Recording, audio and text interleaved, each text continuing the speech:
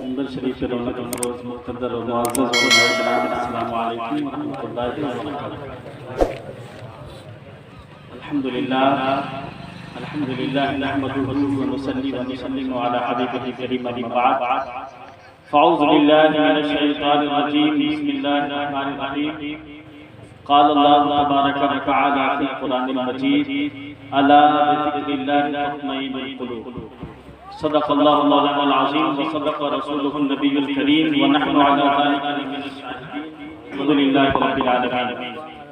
آئیے ہم اور آپ انتہائی احترام و عقیدت کے ساتھ اپنے اور ساری کائنات کی مرکزی عقیدت، مالک کائنات، تخلیق وجہ کائنات، تاجدار آدم، تاجدار بنی آدم و آدم، جناب محمد رسول اللہ صلی اللہ علیہ وسلم کی بارگاہ میں درود پاک کی نظر پیش کریں، پڑھیں اللہم صلی علی سیدنا و شفیعنا و نبینا و مولانا محمد بارک وسلم، صلاۃ و سلام علیک یا رسول اللہ صلی اللہ علیہ وسلم۔ عزیزان گرامی، ابتدا سے لے کر اب تک آپ لوگ بے شمار نعتیں، منقبت اور تقاریر کی سماعت کر چکے ہیں۔ مزید اب کسی وقت کی کوئی گنجائش نہیں ہے کچھ کہا سنا جائے، بس جس موقع کی مناسبت سے یہ پروگرام کا انعقاد کیا گیا ہے، ایک سالانہ اور برسی کے موقع پر یہ پروگرام انعقاد پذیر ہے، تو سب سے پہلے ہم بارگاہ سمدیت میں دعا کرتے ہیں، پروردگار عالم ان تمام اس خاندان کے مرحومین کے مغفرت فرمائے اور انہیں کروٹ کروٹ جنت الفردوس میں اعلیٰ مقام عطا فرمائے۔ عزیزان گرامی، اللہ تبارک و تعالیٰ نے اس کائنات میں بے شمار مخلوقات پیدا کیے اور صبح قیامت تک بے شمار لوگ اس زمین پر آئیں گے، اور سبھی لوگ اپنے اپنی زندگی کے لمحات گزار کر وہ اس دار فانی سے دار بقا کی طرف منتقل ہو کر چلے جائیں گے۔ تو اللہ تبارک و تعالیٰ کی بارگاہ میں آخر اس زندگی کو جو دینے والی ذات ہے، جس نے ہمیں زندگی بخشی ہے، جس نے پوری کائنات کو حیات عطا کی ہے، آخر اس رب کی ذمہ داری کیا ہے ہمارے اوپر؟ وہ رب ہم سے کس چیز کا ڈیمانڈ کرتا ہے؟ وہ ہم سے مانگتا کون سی چیز ہے؟ تو اللہ رب العزت نے فرمایا، اے میرے بندو، ہم نے دنیا میں تم کو پیدا کیا ہے تو پیدا کرنے کا صرف ایک مقصد ہے کہ تم میری بارگاہ میں اپنی پیشانی کو جھکا کر اپنے حق بندگی کو ادا کرنا، اور میرے جتنے بھی مخلوقات ہیں ان سب کے حکم کو ادا کرنا تمہارا یہی حق ہے، اور میں نے دنیا میں تم کو اسی کام کے لیے پیدا کیا۔ اگر بندہ اس دنیا میں رہ کر یہ دو حقوق ادا کر لیے تو وہ اپنی زندگی کے مقصد کو اللہ کی بارگاہ میں ادا کر لیا۔ اب اللہ تبارک و تعالیٰ اس سے اس کی زندگی کے اعمال کے حوالے سے دریافت نہیں کرے گا۔ اور ہم اور آپ جو پاکیزہ محفل میں بیٹھے ہیں، نبی پاک علیہ الصلوۃ والتسلیم نے ارشاد فرمایا اپنے پیارے صحابہ کے بیچ میں، الا انبئکم بخیر اعمالکم، اے میرے پیارے صحابہ، کیا میں آپ لوگوں کو سب سے بہتر کام کے بارے میں بتاؤں؟ تو صحابہ نے عرض کیا، یا رسول اللہ کیوں نہیں، ضرور بتائیں، وہ سب سے بہتر کام کون سا ہے؟ پھر میرے نبی نے فرمایا، ازکاھا عند ملیککم، جو تمہارے رب کے نزدیک سب سے زیادہ پسندیدہ ہے۔ پھر میرے نبی نے فرمایا، خیر لکم من انفاق الذهب والفضہ، اے میرے پیارے صحابہ، وہ کام اللہ کے نزدیک تمہارے لیے سونا چاندی خرچ کرنے سے بہتر ہے۔ صحابہ نے عرض کیا، یا رسول اللہ وہ بات ضرور بتائی جائے۔ تب میرے نبی نے فرمایا، اے میرے پیارے صحابہ، وہ کوئی اور کام نہیں ہے بلکہ اللہ کا ذکر ہے۔ جب تم اللہ کا ذکر کرو گے تو اللہ تبارک و تعالیٰ تمہارے درجات کو بلند کرتا ہوا نظر آئے گا۔ اور جب ہم اللہ کا ذکر کریں گے تو فائدہ کیا ہوگا؟ آج پوری دنیا کے اندر ہر سوسائٹی اور ہر سماج میں رہنے والے انسان سکون، قرار اور اطمینان کے متلاشی ہیں۔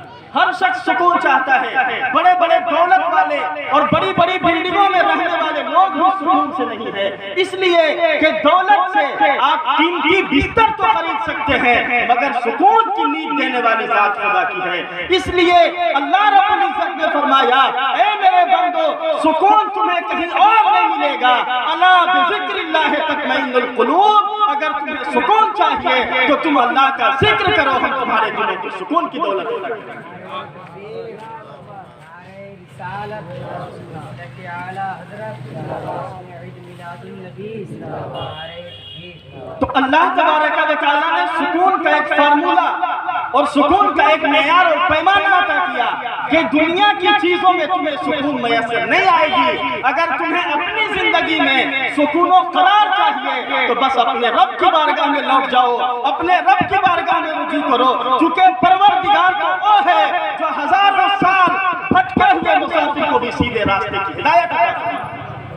اور ہم ایک مرہون کے ایصال ثواب کے لیے بیٹھے ہیں, چونکہ ہونا یہ چاہیے کہ جو پروگرام جس مقصد کے تحت اور جس مناسبت سے رکھی گئی ہو, یقیناً ہم اسی حوالے سے لوگوں کے سامنے کچھ باتیں رکھتے ہیں. حضرت سیدنا فضیل بن عیاض رضی اللہ تعالیٰ عنہ ایک ایسے شخص تھے جن کی زندگی کا اکثر لمحہ ڈاکہ زنی کرتے ہوئے گزرا, جنہوں نے اپنی زندگی کو ڈاکہ زنی میں گزارا. ایک مرتبہ آپ راستے سے گزر رہے ہیں, آپ نے ایک کٹیا سے اور ایک چھوٹی سے گھر سے ایک کچھ پڑھنے کی آواز سنی. جیسے ہی وہ آواز ان کے کان تک پہنچی ہے, آپ اسی وقت سجدے میں گر گئے. اور وہ آیت کریمہ کون سی تھی؟ تو وہ آدمی قرآن مقدس کی ایک آیت پڑھ رہا تھا, اور اللہ رب العزت نے قرآن میں فرمایا الم یعن للذین آمنوا ان تخشع قلوبہم لذکر اللہ. کیا مسلمانوں کے لیے اب بھی وہ وقت نہیں آیا ہے؟ جتنی بڑی پریشانی, جتنے بڑے مصائب اور جتنی ذلتیں آج مسلمانوں کو دی جا رہی ہیں, کیا اب بھی مسلمانوں کے لیے وہ وقت نہیں آیا ہے ان تخشع قلوبہم لذکر اللہ, کہ ان کے دل اللہ کی بارگاہ میں جھک جائیں. جب اس بات کو اس ڈاکو نے سنا ہے فوراً سجدے میں گرے اور آج فرماتے ہیں اے پروردگار عالم, کسی کے لیے وہ وقت آیا ہو نہ آیا ہو, آج فضیل بن عیاض کے لیے وہ آ گیا ہے. انہوں نے اسی وقت توبہ کیا اور اپنی زندگی کو سیدھے راستے کی طرف چلنا شروع کر دیا. ہم ایصال ثواب کے محفل میں بیٹھے ہیں. نبی پاک علیہ السلام نے فرمایا من استغفر للمؤمنین والمؤمنات كتب اللہ لہ بكل مؤمن ومؤمنۃ حسنہ, کہ جب کوئی مسلمان, جب چند آپس میں مومنین بیٹھ کر کسی مسلمان کی مغفرت کی دعائیں کرتے ہیں تو اللہ تبارک و تعالی ہر مومن اور ہر مومنہ عورت کے بدلے میں اس کے نام اعمال میں اضافہ فرمایا کرتا ہے. اور اگر آپ نے ایک مرتبہ سبحان اللہ پڑھ کر اس مرحوم کے نام ایصال ثواب کر دیا تو آپ کا یہ عمل آپ کو فائدہ دے گا, اس مرحوم کی قبر میں سکون و قرار کی دولت ہوگی. تو اللہ رب العزت نے ہمیں دنیا میں جس مقصد کے لیے پیدا کیا ہے وہ مقصد ملحوظ خاطر رہے, وہ مقصد ذہن میں رہے. دنیا میں سارے کام کریں مگر اللہ تبارک و تعالیٰ نے جس مقصد کے لیے دنیا میں پیدا کیا ہے وہ مقصد زندگی کا نصب العین بن جائے تو پھر اس دنیا میں بھی کامیاب ہوں گے اور قیامت کے دن بھی کامیابی آپ کے قدم چومتی نظر آئے گی. اور حضرت غوث اعظم رضی اللہ تعالیٰ عنہ کے ہم نعرے لگاتے ہیں, حضرت غوث اعظم کے ہم ماننے والے ہیں, حضرت غوث اعظم کے ہم چاہنے والے ہیں, مگر اصل محبت کس چیز کا نام ہے؟ کیا زبانی طور پہ نعرہ لگا لینا, یا ان کے نام سے فاتحہ خوانی کا انتظام کر لینا, یا یہ کہ ان کے نام سے لنگر کا بانٹ دینا؟ نہیں, اصل محبت یہ ہے کہ ان بزرگوں کی زندگی کو اپنی زندگی میں اتار کر ان کے زندگی جیسی اپنی زندگی بنا لے, یہ ان کی اصل محبت ہے.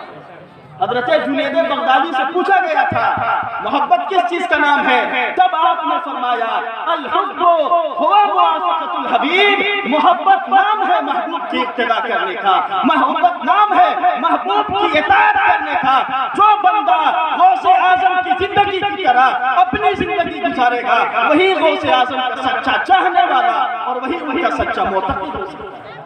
اور جس نے حضرت غوث اعظم کی تعلیمات پر عمل کر لیا تو یقیناً اس دنیا میں بھی حضرت غوث اعظم کی فیوز و برکات سے وہ ضرور شاداب ہوگا اور قیامت کے دن بھی وہ اس کے سفارشی بن کر اس کے سفارش کرے گی.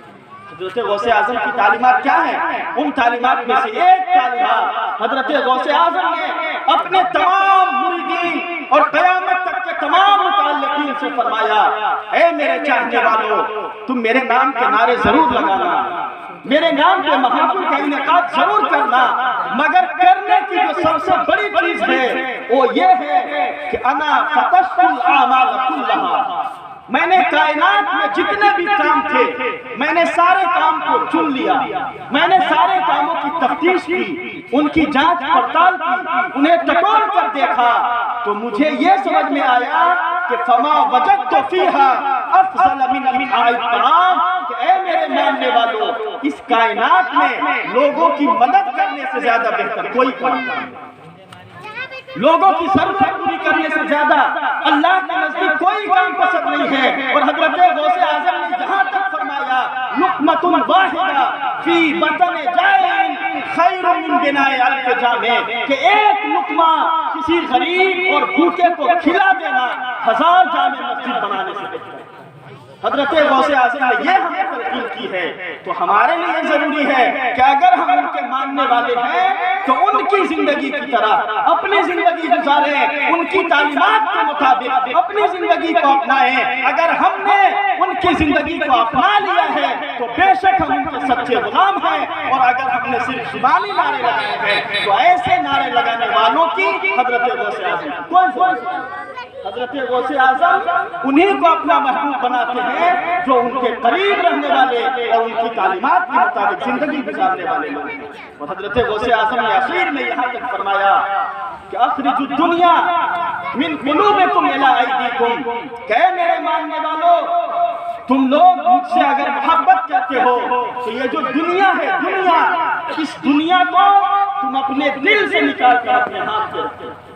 یہ دنیا اپنے دل میں رکھنے کی چیز نہیں ہے بلکہ اسے اپنے ہاتھ میں رکھو۔ جب تم اسے ہاتھ میں رکھو گے تو اللہ تبارک و تعالی اس دنیا کے نعمتیں بھی تمہیں عطا فرمائے گا، اور قیامت کے دن اس دنیا کے صدقے میں تمہیں اعلیٰ مقام عطا فرمائے گا۔ تو ہم سب کے لیے ضروری ہے کہ حضرت غوث اعظم رضی اللہ تعالیٰ عنہ کے فیض و برکات سے اپنی زندگی کو مالا مال اگر کرنا ہے تو ان کے نقش قدم پر چلنا ہوگا۔ اس لیے کہ اقبال نے بہت پہلے کہا تھا کہ محمد سے وفا انہیں تمہیں تیرے ہیں، ہمیں کرنی ہے شہنشاہ بقا کی رضا جوئی، وہ اپنے ہو گئے تو رحمت پروردگار ہوئی۔ اتنی پر اپنی گفتگو ختم کرتا ہوں۔